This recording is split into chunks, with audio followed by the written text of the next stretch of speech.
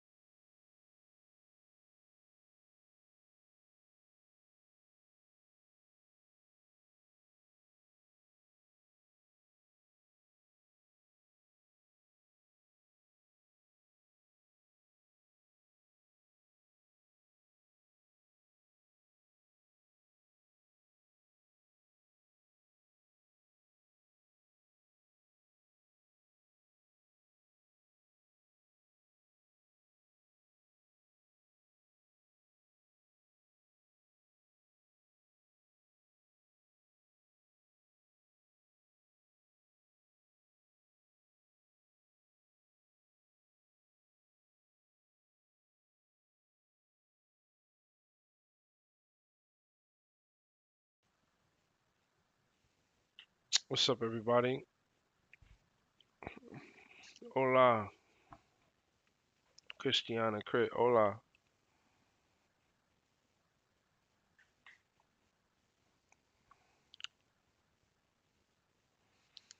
I just got a question. How are you surviving? Hmm. Alex Soli.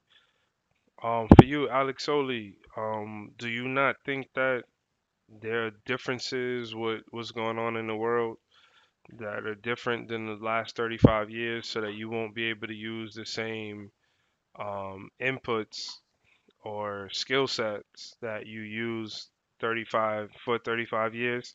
Do you think that you'll be able to get through the next 10 years that way? Just curious. That's really what the topic is because myself, I've had to question that, and I think I'm moving towards a different skill set that I'm looking at that I have to get to my next 1, 5, 10 years. But appreciate the comment either way. If anybody else wants to drop a line in the chat of how you're thriving, um, I don't know if you've heard that word before. It kind of came to me. I didn't create it, but some people do use the word. Obviously, it means surviving and thriving. Um, but I don't just want to survive, and I hope you don't either. I want to survive and I want to thrive. I want my family to thrive, and people in general to thrive. So just if you could just drop a line in the chat, and I'll provide some commentary. If it turns out to be that. If not, just thanks for being here. Um, yeah, I'll go on mute as I'm listening to some music in the background. So just waiting for people to drop something in the chat.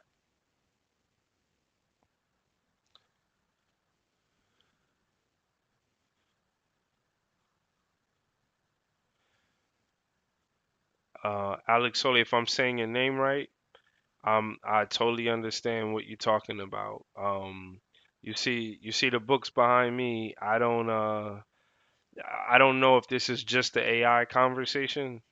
I don't think you could ignore AI, but I do think that things move naturally at a different speed. It's always been the case. Data is more. It just plays a bigger role in our society. Things change. At one point, we were we had horses, and then that one day you just have cars. Everyone who worked in the horse industry, they don't really have a place to work. And I feel like you mentioned AI, I understand it. Clearly, I am bringing this topic up because people should be thinking about it, but it's not everything. I just want to know. I'm interested in like the skills. I have one skill that I do want to talk about. I was hoping to like actually two skills that I think I'm looking at to help me in my next 5 to 10 years that I feel like are probably more important now than it was in my last years. Let's just say 10 to 20 years. I'm not that I ain't got 35 years of effort, but yeah, I think there's a couple skills that I'm looking at, and this came to me like last night. I did a little stream last night, and it kind of came to me about just surviving and thriving, but really the skills that you may need or could think about in a different way in order to take you into the next years. But you use your hands already, which is good. In fact, the two skills that I'm going to talk about are definitely skills that require your hands. Uh, but there's another aspect to it, and I'll get into it real shortly. I just want to see if we can get a healthy number of responses in the chat, so we could just have a broader conversation. But I do appreciate your feedback.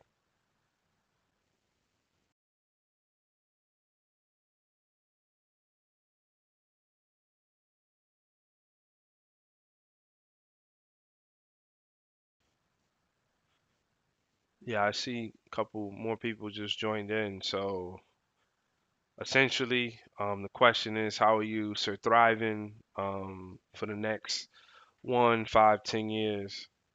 If you could just drop a line in the chat, it's all right, mate.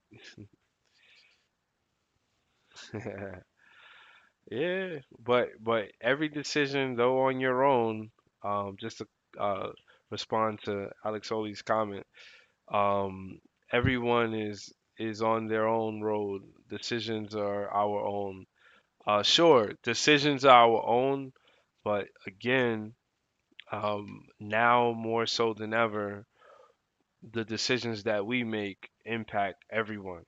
Um, I'm a gardener, and I cringe when I see somebody go, my neighbor, go use some glyphosate because I know that that's going to impact me at some point. It may impact the animals that's around me, definitely the food that I want to eat. So you can make a decision, but you can't you're going to impact other people, and that's you know can't really get around that.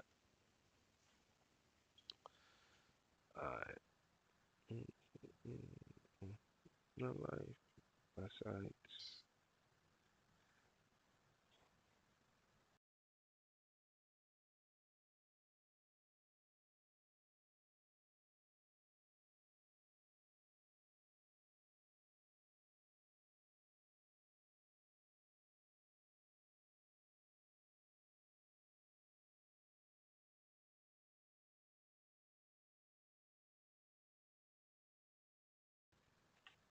Oh, I thought you left, Alexola. Yeah.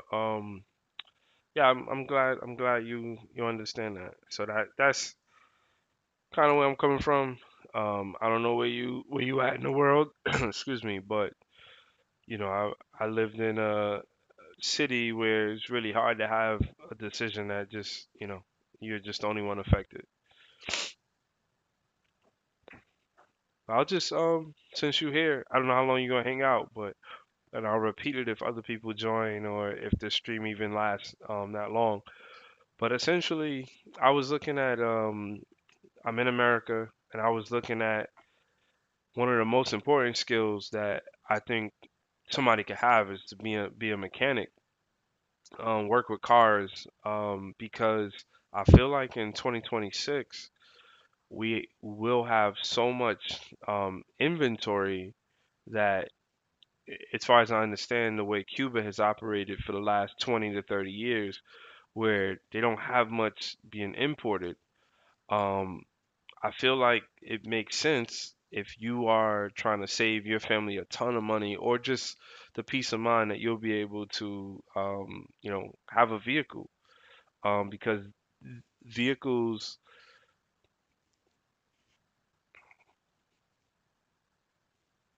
Romania, cool.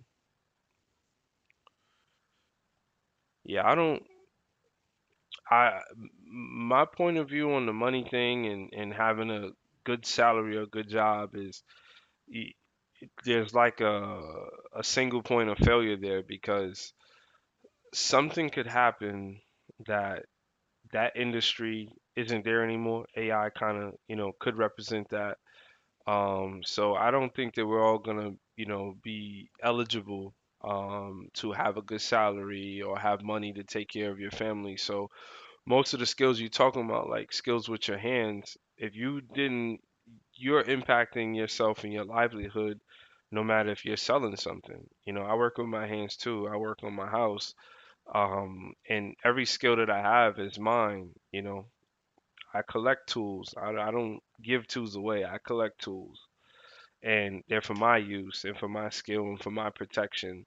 So I do think I've that over time, like we're being put in this place where it's fragile to depend or rely on a salary, which is why I'm having part of why I'm having this discussion about Sir Thriving, because you not only got to survive, but you have to find a way to thrive. But yeah, I'll just continue on the skill that I was talking about, which is being a mechanic. I think that's a very underrated skill, and I'll tell you why. I have like a car in the driveway that's not on the road, and a lot of people have that. They have that situation, and here where I'm at, everyone, 90+% of people, everyone's taking their cars to the dealership, to a mechanic, and their whole livelihood relies on their car. I don't live in a city anymore. Everywhere you go, you gotta, drive somewhere. If you don't have a car, you're stuck. Oh, talking to a mechanic. So there you go. I mean, now a mechanic, they need, in my opinion, they need some of the softer side of the skills so that they make something, really, really big time, So I'll move over to the second skill that I'm looking into. 3D printing and everything that encompasses being able to fabricate stuff. I think 3D printing it's definitely not an underrated skill, but I think that's a skill that takes us into the next 5, 10. Man, the first flying cars were in the 60s, bro. 1960s. That type of stuff, it's not a technology problem. There's no technology problem. It's a regulation problem. It's just like electric cars, like Tesla, the electric cars have been around for a long time. But if you can't regulate, if you can't get an industry behind it, you can't get, government aligned with what you're doing, then you don't really have the opportunity to move forward. So I hear you. At one point, I think Uber was going in a direction where the new generation, the next generation, um, they are not going to be car owners, just like it looks like they're going to struggle to be homeowners.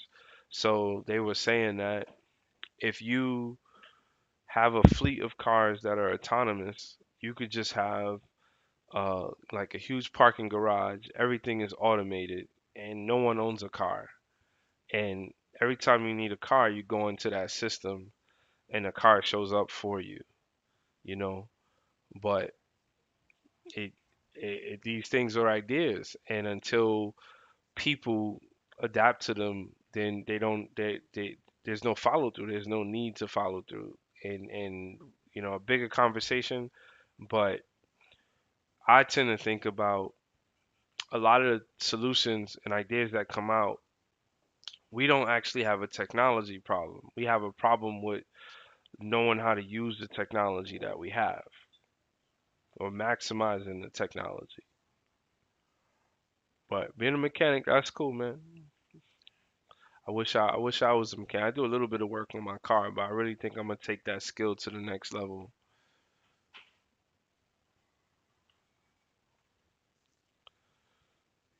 Thanks for hanging out with me, Alex Oli.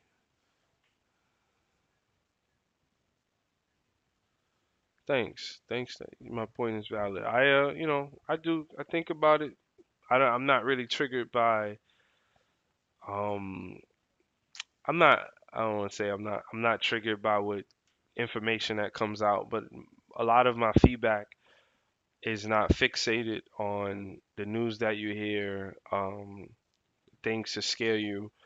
Uh, I got on a journey, I would say like pre pre-COVID, to just start being more self-sufficient, and it led me down a lot of different avenues, and just looking at things in a different way.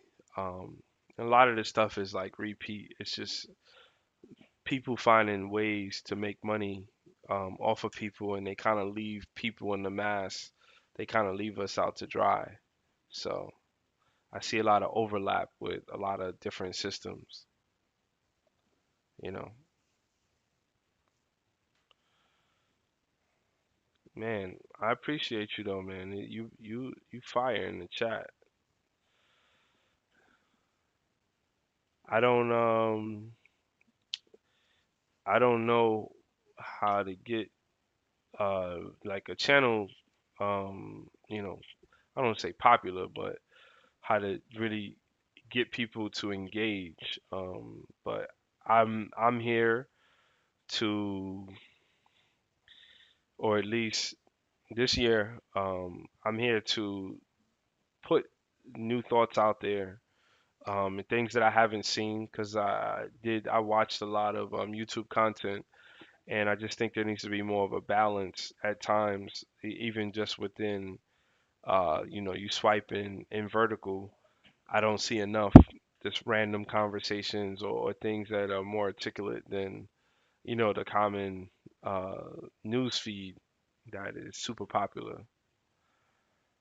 So I'll hang on here for a little bit. If you got anything you want to ask me, I don't see that there's anyone else in here. If they are, sometimes these numbers on this side don't show what it is. But I'll hang out for at least 5 more minutes, and we take it from there.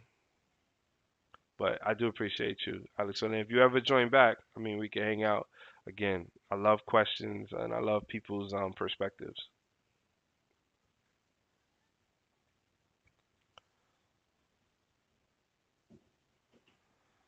Let's see if I can rig this up real quick.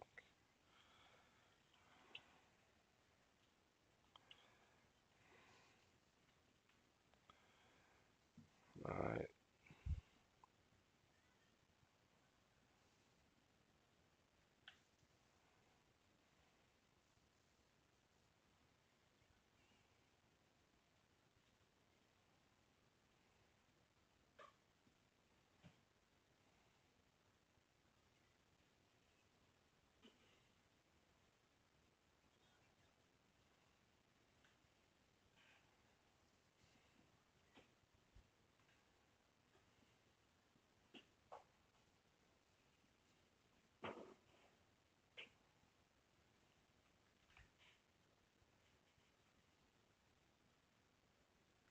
Yeah,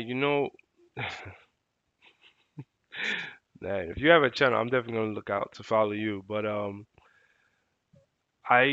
ignoring that A word, man. I mean, I could say algorithm, but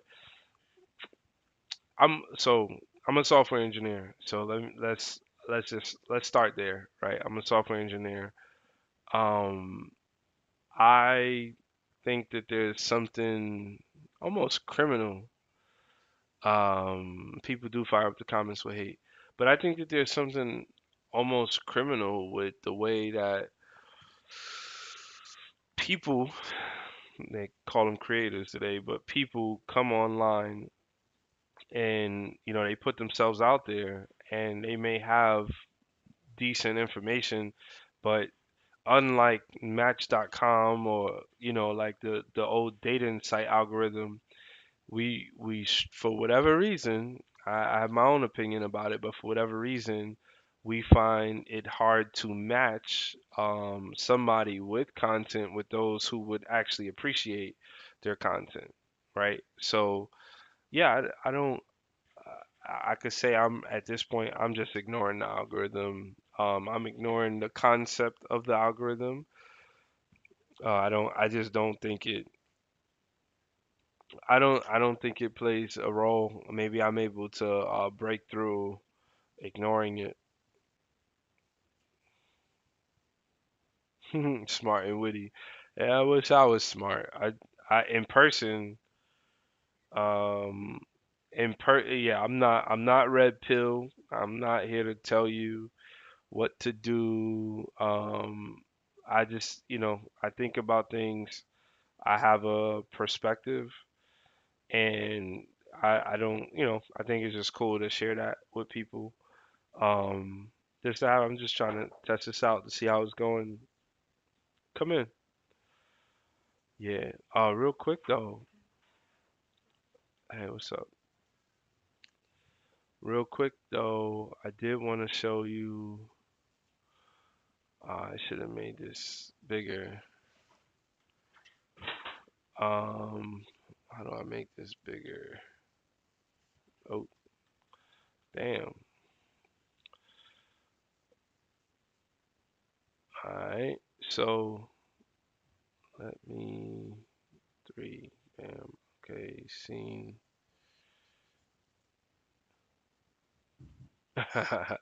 You wish, man. Um, I, man, I have a whole dialogue about these words, and I'm sure within your industry, you might see it. It might be something pretty similar, but when I explain it, hold on, let me just I got a pet peeve about cleaning up this screen. Hold on.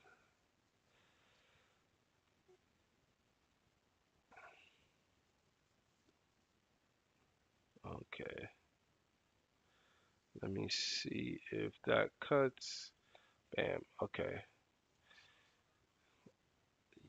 Yeah, so I just wanted to show you these cars real quick. This is from the 1950s. Make one, feel make. Well, I mean, how I know you won't turn into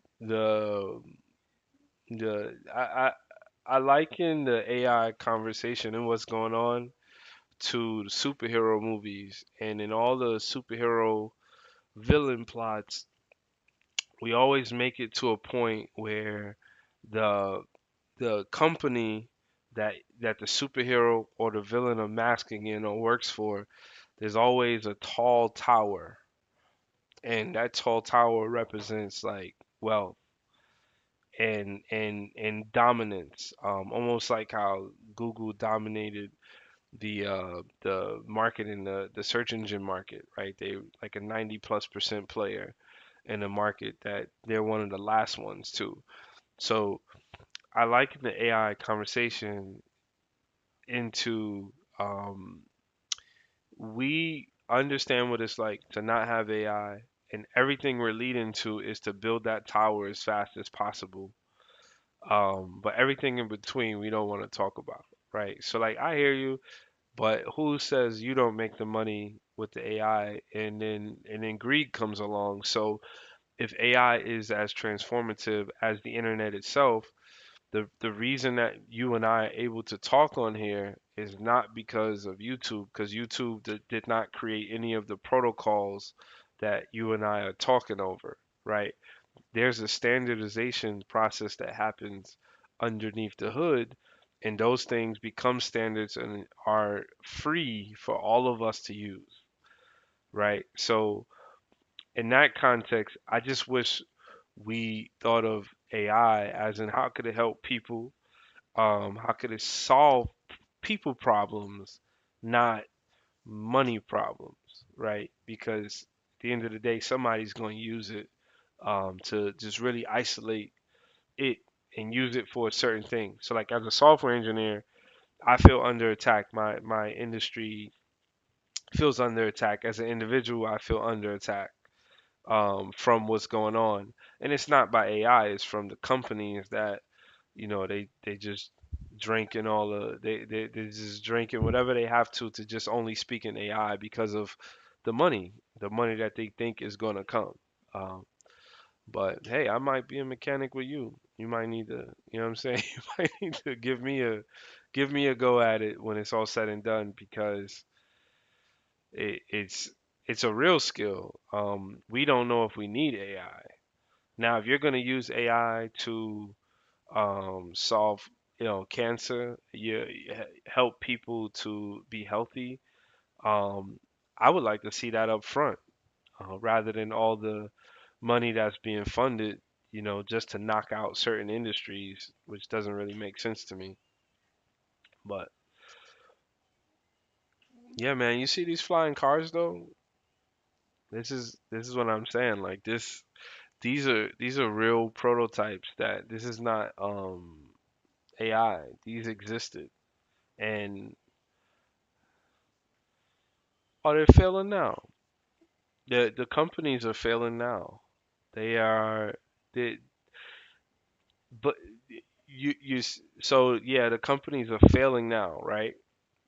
But while they're failing, they've displaced um they've displaced people. So me, somebody with, a good enough experience as a software engineer or a technologist, right? Why do I want to come back there if you already tried to change? I understood my profession. Like you're a mechanic. I assume you work with vehicles. I don't know if it's a car, I don't know what kind of mechanic you are. Um, if somebody tells you they could do your job better, you just okay, we'll go do it then. And when they need you, the only way you coming back is if that price goes way up. And we know that's not happening. So, I really don't know. All I know is I have my perspective. I write about AI a little bit, just again from my perspective. I think a lot of this is a people problem. It's not a technology problem. When we got smartphones, cars, trucks, trailers, cool. Yeah, you just let them have it. And that's is no different. And me being a software engineer, there's just big mythology about us all being equal. Maybe we need to be very direct about what a software engineer is like that I'm saying that I am versus somebody who's really bright and smart and could create any type of application and somebody wants to make a lot of money off of. I'm not that, bro. I'm not that. I'm actually people. I'm a people person. I speak better when it comes to understanding, like speaking to the business. I speak better than most of the technologists that I'm around because they're very, very, technical because they don't understand people problems. So you have this middle ground,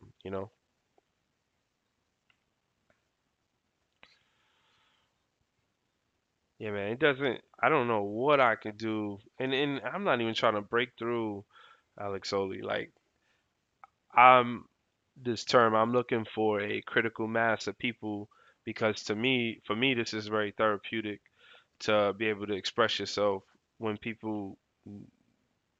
Oh, absolutely. That's my favorite. That's my favorite language, Python. Um, and always, everywhere I work, I try to bring in some Python, and it works sometimes to get that across. It doesn't sometimes.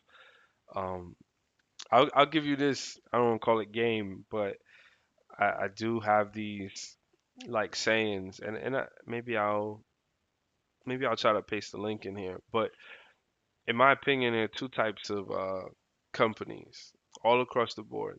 In my era, my generation, there's two type of companies, right? There's tech companies, and there's companies that rely on tech. And the difference comes with the way that they make decisions. A tech company fails when their technology fails. A company that relies on technology doesn't necessarily fail when their technology fails. It just costs them more.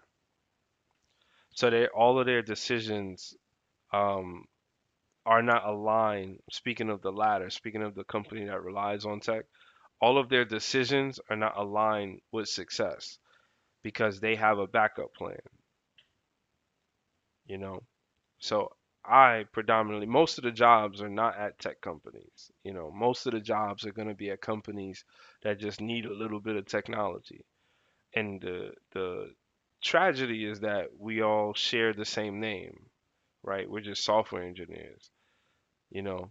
So I really wish if I had it my way, um, I could help a company, uh, influence a company to help them drive their profits through making better decisions with technology.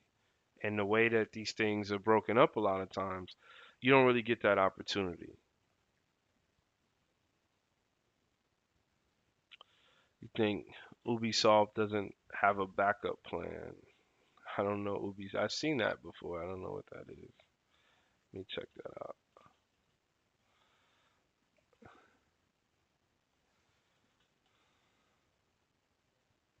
French video game.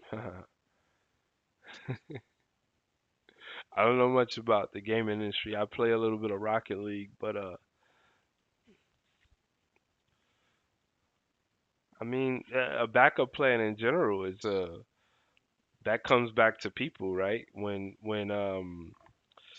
somebody somebody or some group of people hold the reason why a company went into the direction that they did, sometimes when that fails, they have to figure out how to pivot.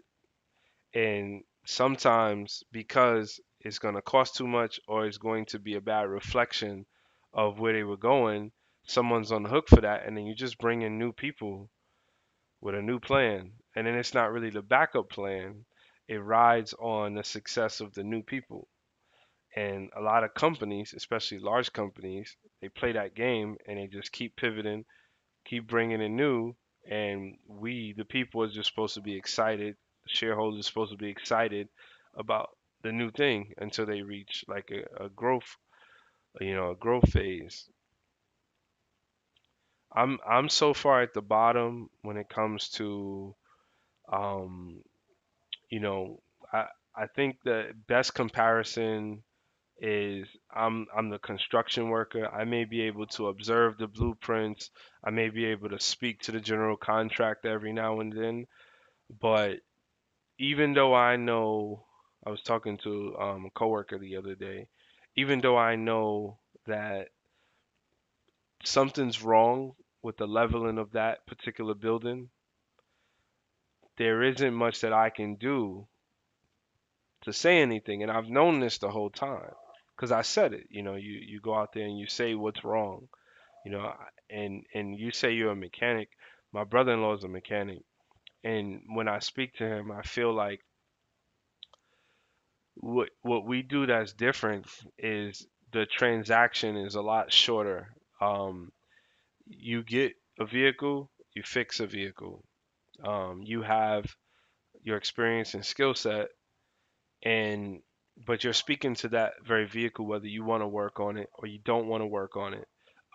You hand that back off to a person, and the transaction is over. Today, Alex Oli, don't say a thing like that. You're the construction frame. Yo, they don't, I wish you knew how it was, and I'm explaining, right? So, say you've been at a place, say you've been at a company for 6 months, right? And I'm gonna try to grade the example out because it's a personal experience, but I don't want to be personal and let any details that could ever incriminate me out. But so say you've been at a company for 6 months and you go into a meeting and you know that what you can do, you understand that it's easy. I don't like using the word easy, but you understand how to get from point A to point B as a person. You understand that. And then you have a whole team to speak to, right?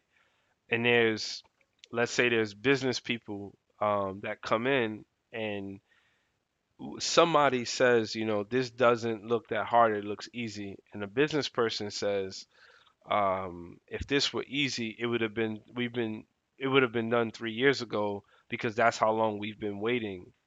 As if they've engaged with the same group that your entity you're involved with. And the business is allowed to judge your failure from before you even had a relationship with this entity because you've been there 6 months. So a lot of times, again, a company that relies on technology, not a software company, a lot of times a company is allowed to put pressure on processes because they don't know, they don't understand how to manage their resources. So I'm just a resource and I don't get to do something because I know it's going to help us all the time. Most times I don't get to do things because I know it's going to help us. I don't get to do things because I know it's an efficient way to do something.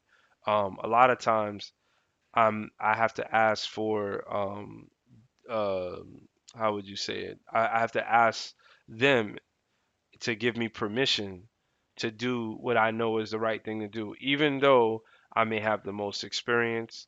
I may have, let's say, the most degrees or certifications or knowledge base. This is in my wheelhouse. A lot of times, the business and the way that a stakeholder relationship works, they want this world to be so cross functional that they want to hear something. They need documentation that they don't even understand. So your job is, sad to say, most of my job is to explain to people that will never understand what I'm saying. That's it. Uh,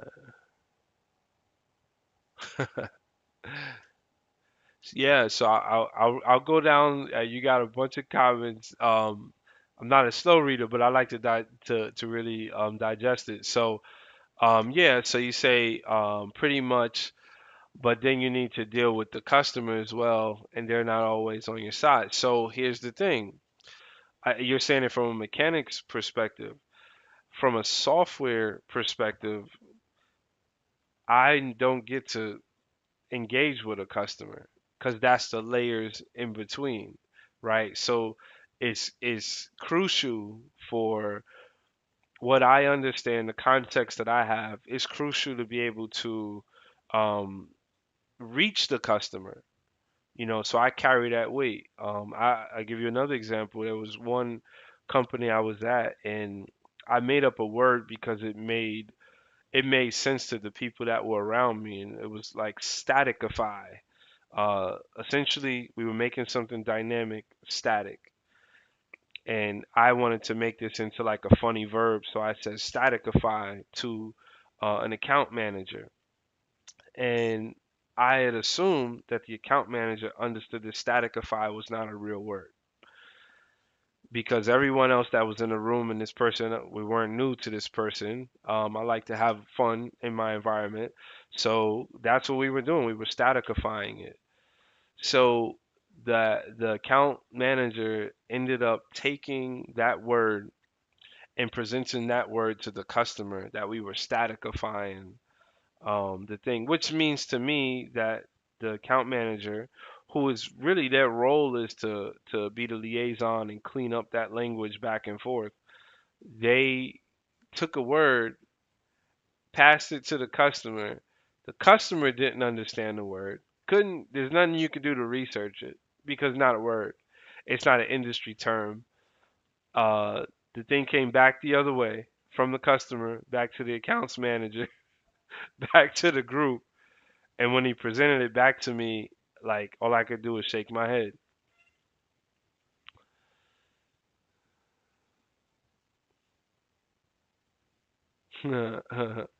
Yeah, no, it's a there is definitely differences when it comes to HR and time, and even like a lot of software people, they're on salary, and it's not about them getting the car done, that transaction done.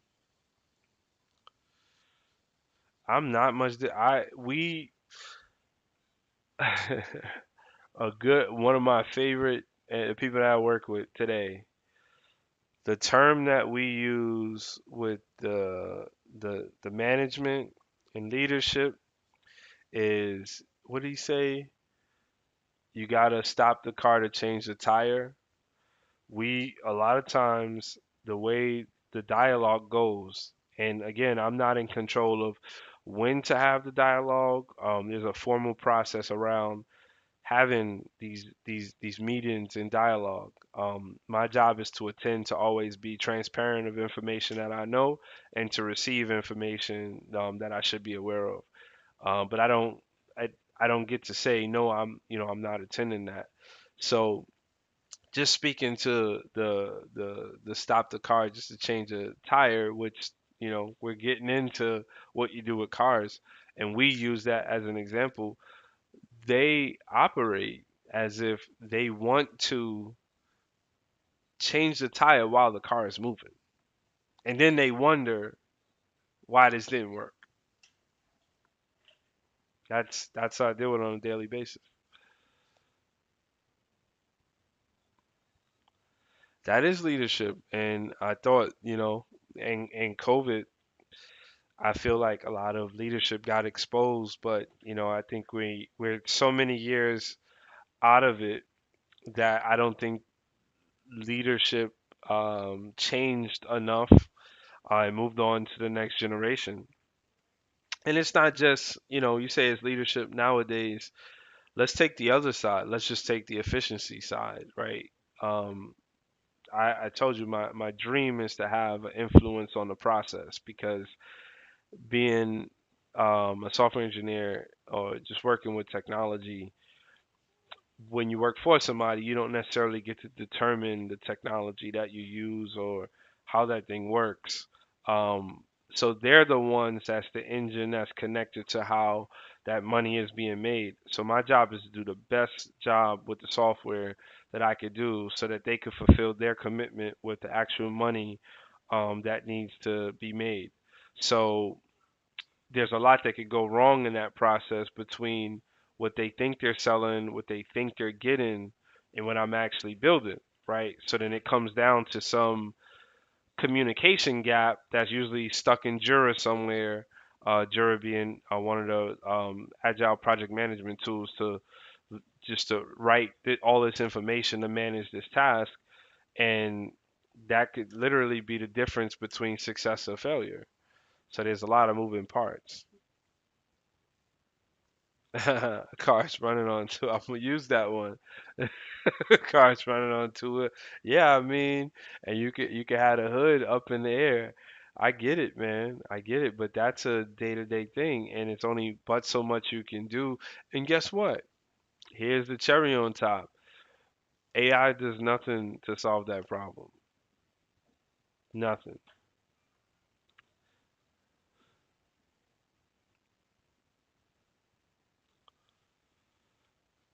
Um, it's not always a time thing. Just read it out loud. So basically, the sales department is selling something that would take your team too much time to develop. That's more of an old school example. I can get direct. I'll give you it's cases, right? So I give you one case. Okay.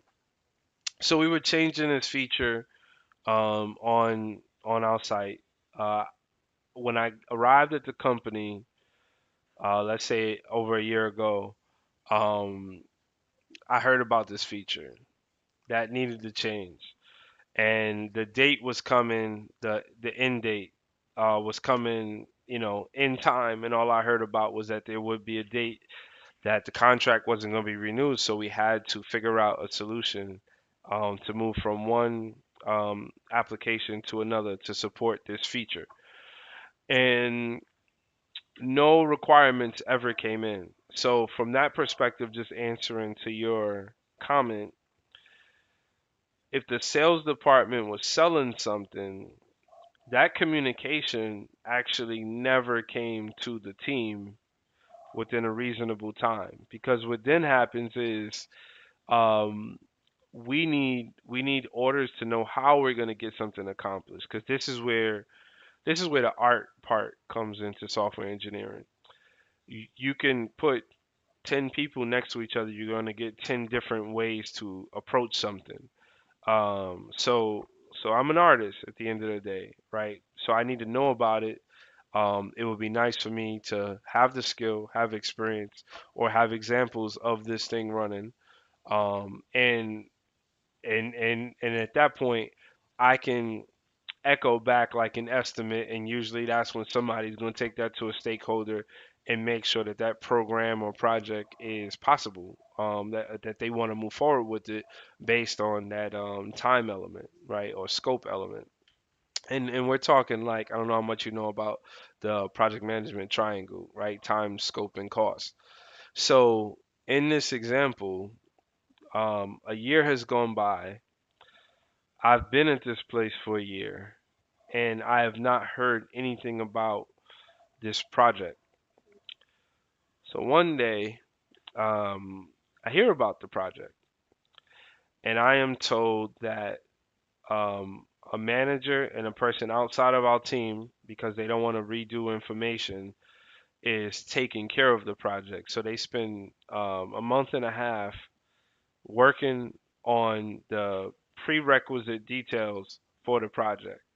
Now, I'll tell you one thing that a mechanic and a developer are probably equal on. Bullshit. Um, we can sniff it out when you say something that doesn't make sense or something that like can't be possible. Um, to me, we all visit websites. All of these things generally work on the same technology stack at the end of it. The beginning, you may have be Python, you may be PHP, you may be JavaScript, Node, whatever flavor. At the end of the day, it compiles down to HTML. So these are just applications, right? So to me, I look at these as little modular things, sort of like in your fuse box, right? So you got a box and oh, just change. That's why the light didn't work. You change out the fuse. So when I heard that two people, none of them being developers or software engineers within my team who have to do the implementation, were doing this pre-work. That meant these people don't know about it, don't know the process, and they're delaying it. So they spent 6 weeks doing these efforts, and it was time because we ran out of time that they finally had to bring this to the team. Now, mind you, where I started this at was when you mentioned the sales department. The sales department has now been aware for 13 months of the end date of, the drop dead date of this contract, right? This vendor. So the software team finally gets this item. The item comes to me and it takes me all of one day to understand it from end to end. And it takes me all of 3 days to do the implementation and documentation from end to end. So that is a case where we took 14 months to deliver something that took 3 days to implement. So everybody got to get paid in the process. So there's a whole, managers are getting paid, all these people communicating thousands of meeting hours about this when you collectively put the whole group together. All these emails that are going out, there's all this weight. Sometimes you got to cut the red tape and go to the source and just say, can you do that? And these are the people who I'm assuming for the last 40 or 50 years in the software industry, those are the people that thrive, are the people who know how to get stuff done. But along with the people who know how to get stuff done, there's a long line of industry changes and cross-functional communications that have to occur where a person like me who is really good and really respectful about truth and transparency and honesty in my work and integrity. Why? Because when you drive that car, I need you to be safe because my name is attached to it, right? So I understand that. There's definitely a huge integrity play there. The people who don't touch the car don't share the same integrity, a lot of times responsibility, and it just so happens to be more of them in our process, rather than I forgot what you, yeah, it's the word, yup, yup. And yeah, and that's the thing. Your transaction, it's more of, for me, it's more of a micro transaction compared to what I'm on the hook for. It would be like you getting no response. Oh man, if if I didn't want other people to come up in here, I would pin that thing in the chat. And you're right. No, not only have I seen no responsibility, I've actually witnessed people flip flop and become on the other side of the issue, as if they're promoting something now that they weren't before. So you can't really make that up. But yeah, man, there's a lot of overlap. And again, I mean, it see what's interesting though is that is there. That's where there's some deviation because when so the methodology in the industry, the popular one is Scrum, and then I see the car and I say it's just not possible. Yeah, yeah. Well, you know what? I actually like this point better with the it's just not possible. I don't imagine not being able to say that it's not possible. Like I would think that when I use the words that it's just not possible, at the same time, I should ask my wife if we good because I probably won't. I don't think there's a need for me, and they do at times. Because in general, in software terms, it's not a matter of it being possible. Is do you have the right people? Because we're not as constrained to the form of a car or the standards within a car, right? Or I don't know if you working with dealerships or just mechanic putting things together, but I'm assuming that you want to use the best parts. You don't always want to use, I don't know what's it called, OEM parts. I think you want to use something that makes sense for that situation. And when you don't, you have to actually echo that. So there's similar things where sometimes I'm creating something and there's kind of like no warranty on what that thing is, but I have to then apply that communication that's attached to, that at the same time. If I don't, then it's like I'm not, but that's a good mechanic or good software engineer versus the other. But because we're so cross-functional, it's like it's not like you're sitting there with just mechanics. You're sitting there with people who don't do anything with a car. Like in software, you're sitting there with a BA, like a business analyst, my dev manager, who may have coded in the past, but if you go 25 years ago, that's not really the same. We're not doing the same thing. And then the same will be for me when in 25 years, I could be a manager in probably 5 or 10 years, but really, I don't really understand. It's like a generational thing. Um, and you may have like a product owner, you're gonna have like a scrum master.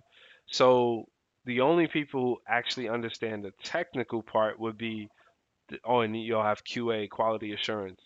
It'll be the developers, which is the mechanics, and it'll be the manager, which I'm sure there's um yeah, sorry. I know there's a lot of abbreviations, man. But yeah, so there'll be the developers or software engineers, and it'll be their manager. That's the only real technical people, but for just as many technical people, they're non-technical people.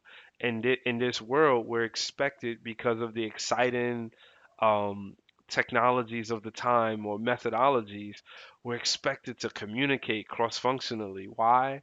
Because all this good information needs to be communicated all the way up to leadership. So they don't expect me to know how to speak, right?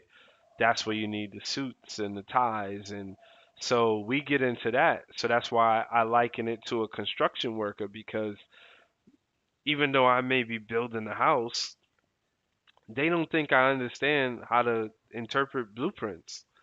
They need a general contractor. They need it's there's always some level of it when we know that when I go home I'm able to accomplish this on my own, you know? So it is what it is, though. If you need to work for somebody, or if that's, you feel like that's what you do, then that's what you do. But this is what you're gonna deal with in the same token. You know, it's crazy how me and you can have this whole conversation, and I'm wondering why YouTube is not able to push this anywhere else. You know, why don't you give me an idea of the next topic that I could discuss? Like, we could get into it a little now. But I'm probably either later tonight when maybe more people are on in the region, or tomorrow I'll just jump into it. But it'll help me to get comfortable, and I'm not in my own head.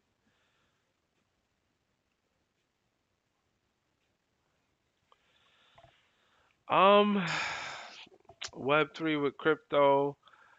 Uh,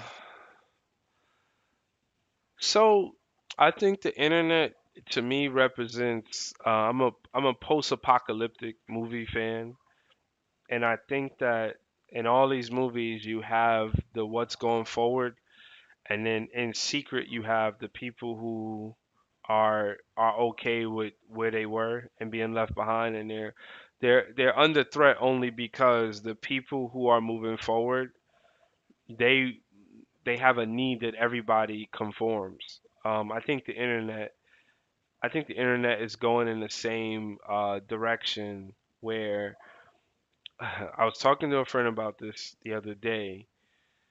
You name it. Now I think the internet cycle is 3 to 4 years with the next buzzword, where you say like Web3 and crypto. Crypto's had its layers of buzz. Bitcoin, Ethereum, and then all these other micro things. No one's talking about NFTs no more because it didn't work. Um, blockchain's not the same topic that it was. There was a time where everyone was trying to embed blockchain. AR, augmented reality, where is it? And at some point it's really hard to come to this conclusion, but at some point you have to realize once again, we don't have a technology problem. If the internet successfully stays a free resource that no individual owns, I'm allowed to go backwards. I'm allowed to not go forward. Games is probably one of the great industries. Actually, I'll show you better than I could tell you if I could open this. Hold on one second. Okay. So let me see. I'm gonna just share something with you real quick. Give me one second. And hopefully I remember my point. Um,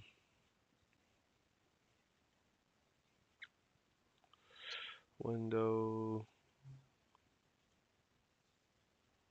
Pico. There you go. Alright, I did it.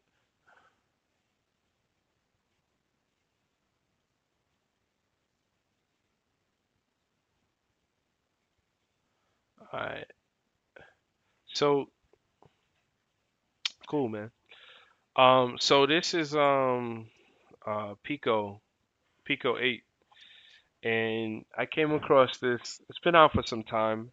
I don't know if you're familiar with it, but I came across this from another software engineer who entered in a competition, And Pico, so Pico 8 is a virtual um, console which with very little effort allows you to create games, um, and they're like 2D games.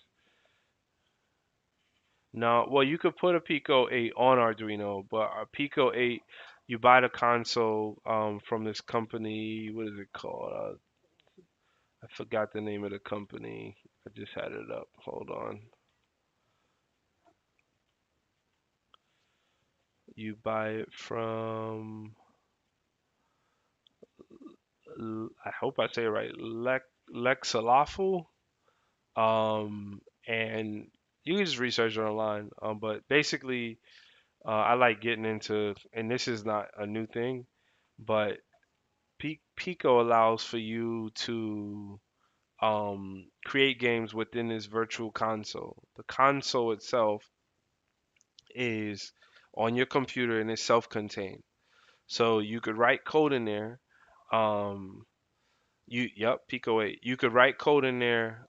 You, as a part of this community and the way this was designed, every cartridge, they're called carts, every cartridge that you plug into Pico 8, you're allowed to observe the person's code, right? So you're gonna get goofy things, fun things.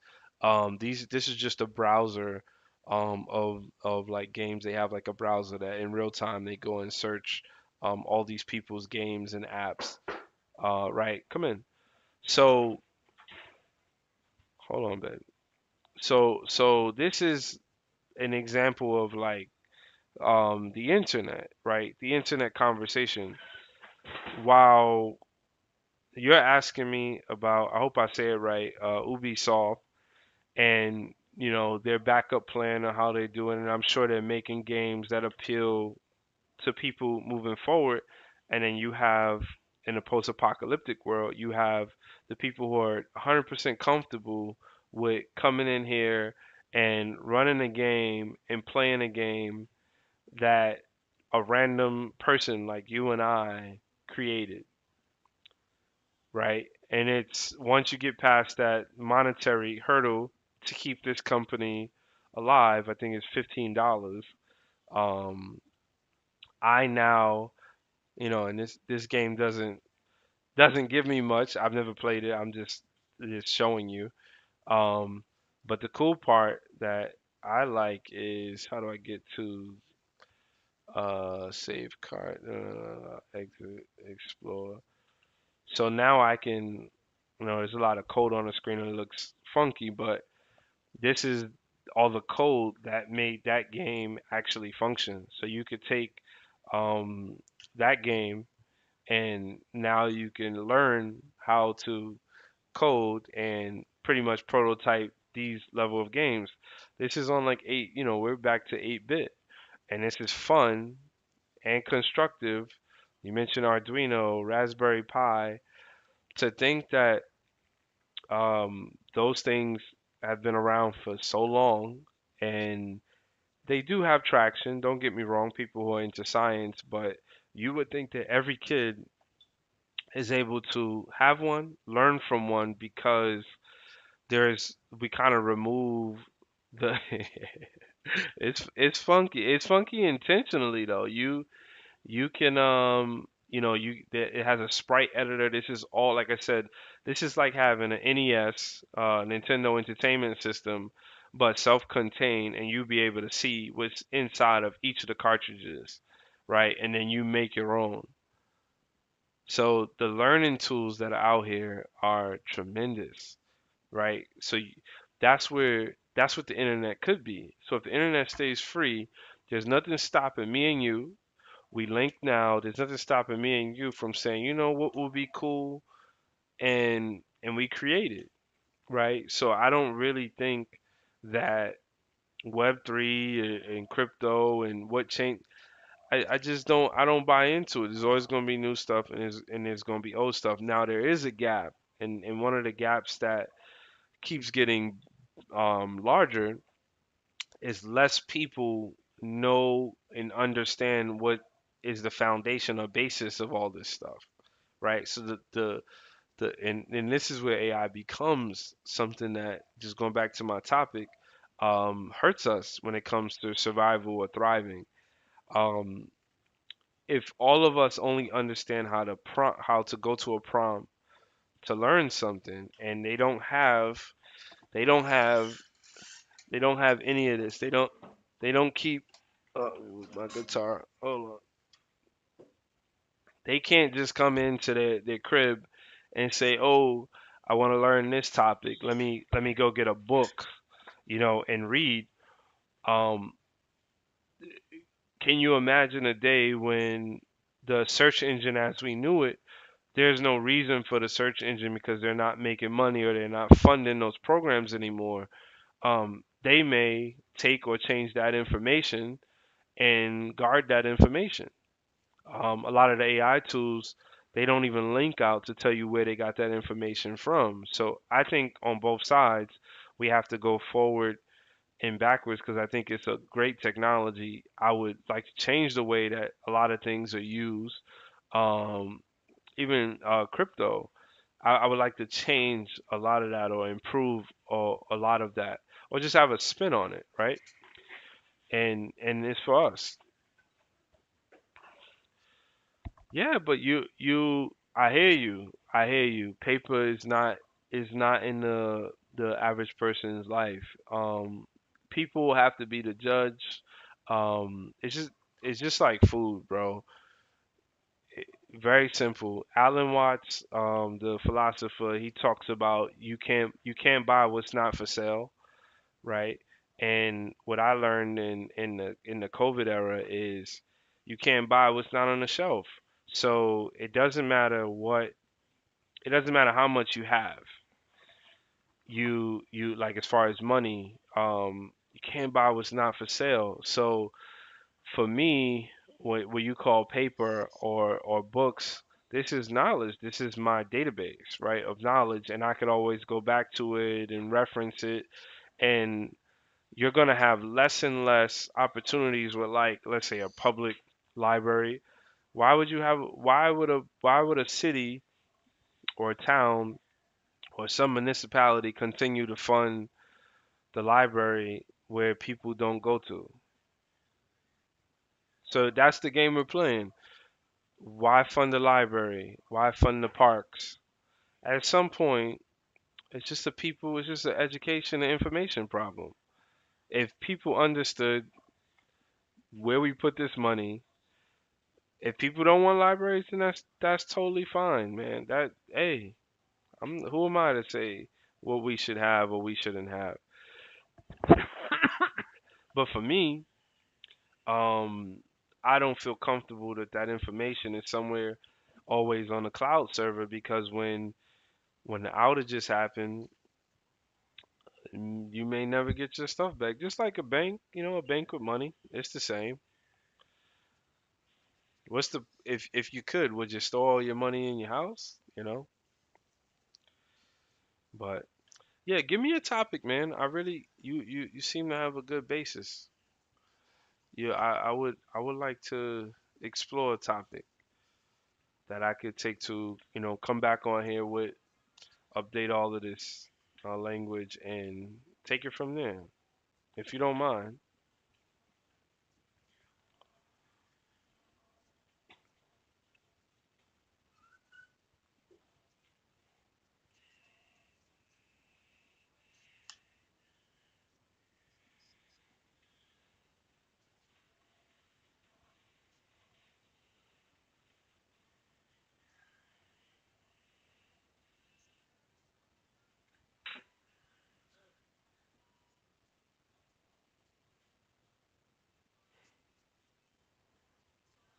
See, look, my son came next to me. Let me see something.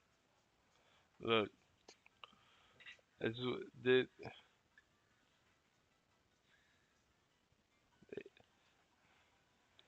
like, by all means, you could go backwards. Those things have rich storylines and rich psychology on how games like impact us and make our minds work. You don't think your mind is working from playing that game? It is.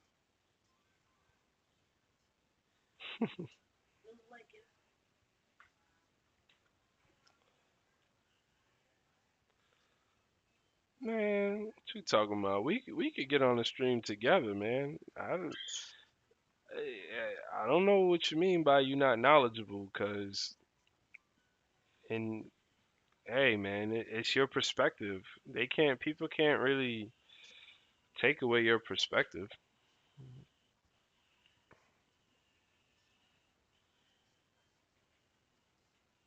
That's pretty much, you know what I mean? That's all I have, man. It's my perspective. You're never gonna be the smartest person.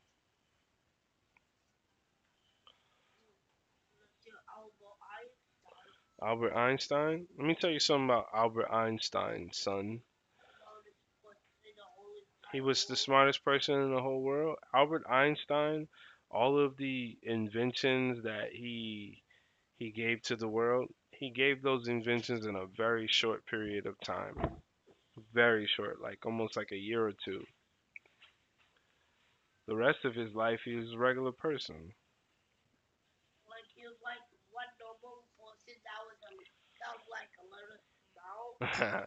Yo, man, I was holding out for you, man. If you, yeah, I mean, I said I was gonna be 5 more minutes. It was great talking. I appreciate the subscribe.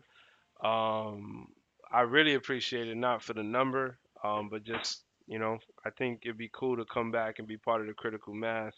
Have a good night, man. Wake up, get to what you got to. Peace. I'll hang on here for a couple more minutes, see if somebody come in here.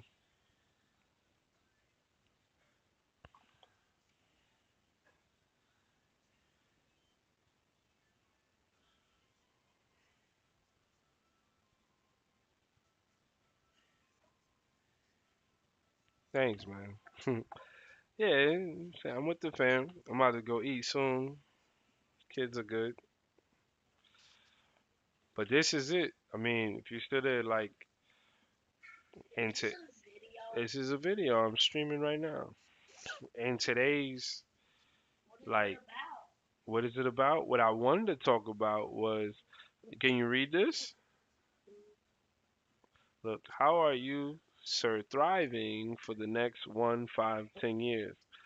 How are you surviving? But yeah, I think for me personally, I've always found being able to reach people in this format therapeutic. So, being a family man, I'm on a little bit of land.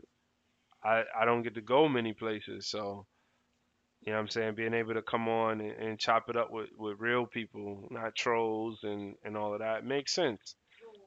Yeah, don't do the trolls, man.